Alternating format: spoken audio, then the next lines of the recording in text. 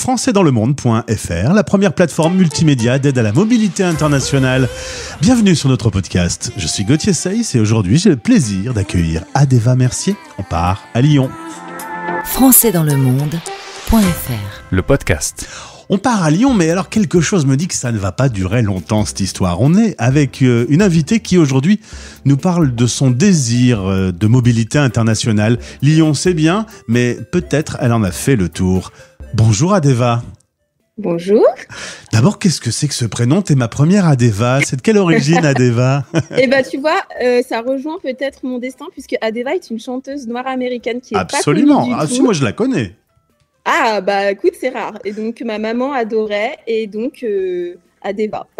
Alors, il faut dire que dans la famille, papa est fan de western, t'as baigné dans cet univers très américain, l'équitation, les ballots de paille qui roulent, et pourquoi pas un ranch un jour. Ce serait le rêve de pouvoir avoir ton ranch avec papa qui viendrait dans le ranch. Exactement, et de pouvoir même accompagner des Français, justement y accueillir des Français, un peu en style maison d'hôte, expérience immersive, voilà. Pourquoi pas. Voilà quelque chose qui m'anime. Alors en tout cas, tout commence à Lyon, même si du côté de ta maman, il y a des origines martiniquaises. Tu vas de temps en temps, pas si souvent, pas si simple d'y aller, plutôt cher aussi, et puis pas grand-chose à faire là-bas si j'ai résumé un petit peu ce que tu pensais. Exactement, c'est un peu effectivement, la vie d'insulaire ne m'inspire pas beaucoup puisque je me sentirais un petit peu enfermée.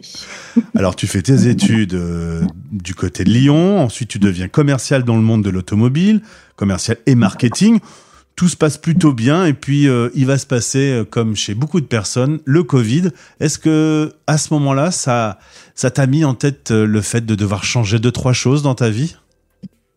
Alors, ça m'a mis en tête le fait que j'avais ce rêve en fait depuis très longtemps de partir vivre à l'étranger, mais c'était vraiment l'étape d'un rêve. Et le Covid a réveillé le fait de dire que on ne sait pas de quoi demain est fait et que finalement notre temps est compté. Donc, si on attend trop, ça sera peut-être jamais. Et ouais. Donc voilà. Résultat, bilan de compétences, formation d'anglais. T'avais un bon niveau d'anglais, il était comment ? Scolaire. Un plus. Et tu t'es dit, je me prépare et je me lance. Tu vas avoir une occasion de partir. C'est juste après la période du Covid. Il y a encore du lockdown à New York, donc tu passes par Washington. Quand il a fallu décider d'une destination, c'était forcément les USA.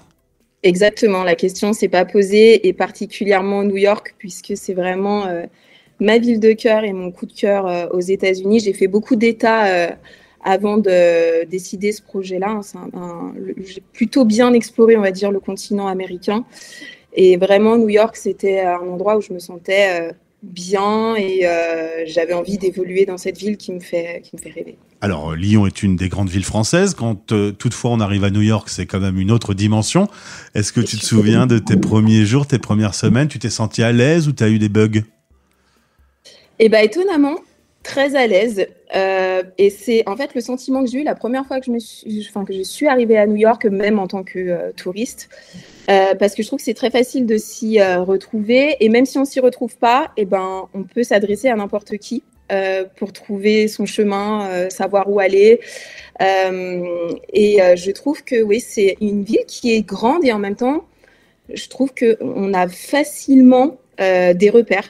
On s'y sent... moi, en tout cas, je m'y suis sentie chez moi très rapidement. T'avais des gens qui étaient là-bas sur place pour t'accueillir ? Est-ce que tu t'es rapproché de communautés françaises sur place ?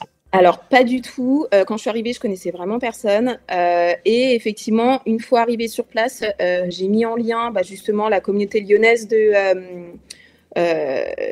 New York, qui est quand même assez présente, plus tout un tas de groupes qui sont sur les différents réseaux. Donc, ça m'a permis de rencontrer des personnes qui sont devenues mes amies là-bas. Mais j'ai aussi beaucoup développé un réseau international, puisque c'est ce que je venais chercher à travers cette expérience, de rencontrer des gens d'autres pays et d'autres cultures, et donc de pratiquer mon anglais, parce que si je reste qu'avec les Français, je ne parle que français. Comment tu as pu avoir ton visa ? Ça a été un peu rock'n'roll. C'est ça, exactement. Donc pour le deuxième visa, du coup, il a fallu passer par la Colombie, puisque l'ambassade des États-Unis en France était fermée à cette période-là et que je ne voulais pas attendre.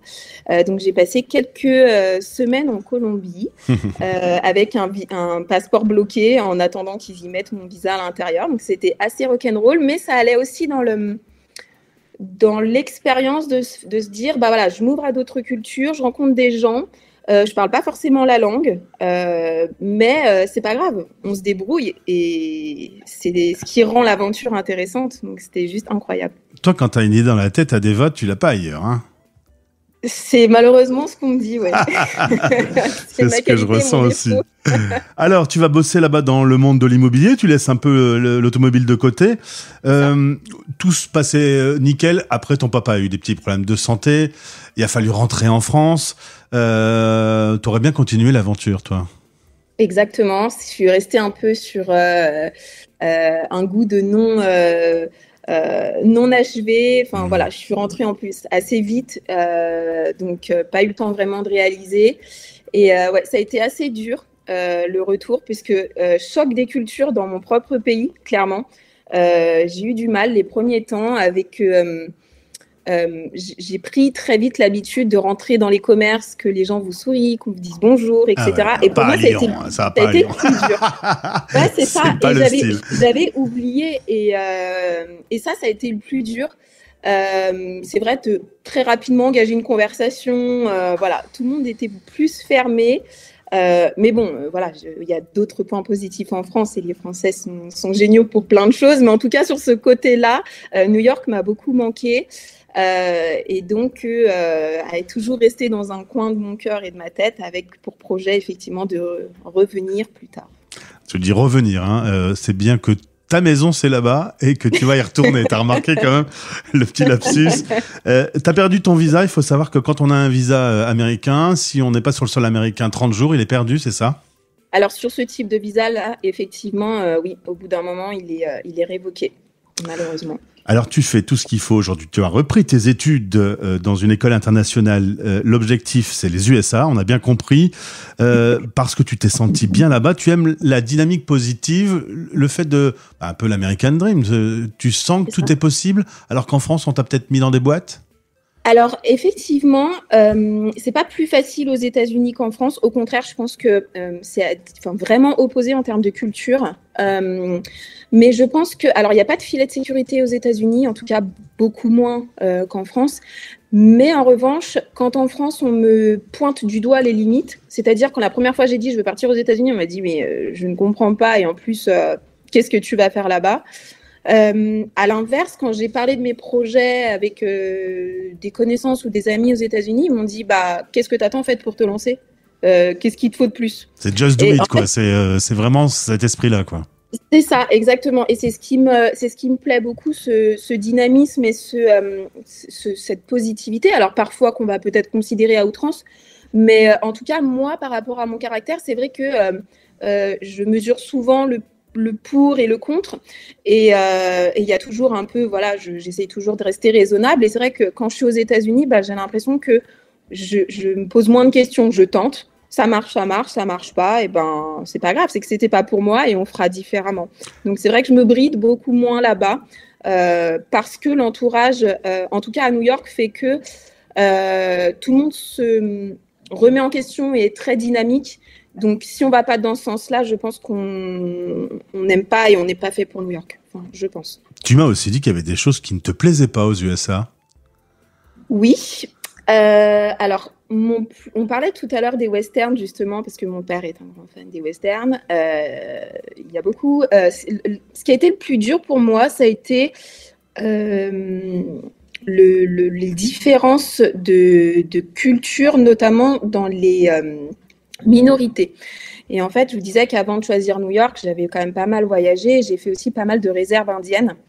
Et ça fait partie des choses qui sont pour moi assez difficiles parce que j'ai beaucoup appris sur les peuples natifs, justement. Et voilà, ça fait partie des limites puisque pour moi, ce sont leurs terres et malheureusement, aujourd'hui, c'est eux qui sont un peu mis de côté. Enfin, voilà, il y a pas mal de points dans les États-Unis. Même si les gens en veulent et travaillent beaucoup, ça ne veut pas dire qu'ils ont aussi forcément un logement, contrairement à ce qu'on voit en France.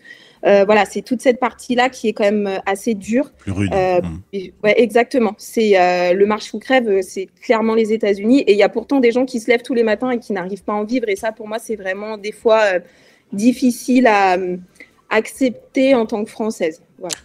Adeva, que l'on va suivre donc, puisque si je comprends bien, une fois que les études ont bien avancé, que le visa s'est réglé, tu seras dans l'avion et direction New York. Un jour, j'irai à New York avec toi, quoi. Exactement.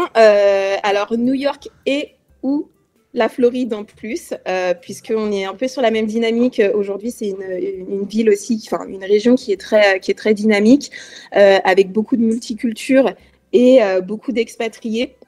Et donc, par rapport à mon projet professionnel, ça colle parfaitement. Eh bien, Adeva, il y a 2 podcasts que tu dois écouter. Un podcast que l'on a produit qui s'appelle Vivre à New York et un autre qui s'appelle Vivre à Miami. Comme ça, tu feras ton choix. Parfait. Merci beaucoup d'avoir témoigné. Et puis, début de l'aventure, ça veut donc dire qu'avec toi, on va faire un fil rouge. Une fois que tu es sur place, tu m'appelles et on recommence. Avec grand plaisir. Merci en tout cas de m'avoir reçu aujourd'hui. Et puis, à bientôt. Françaisdanslemonde.fr Super!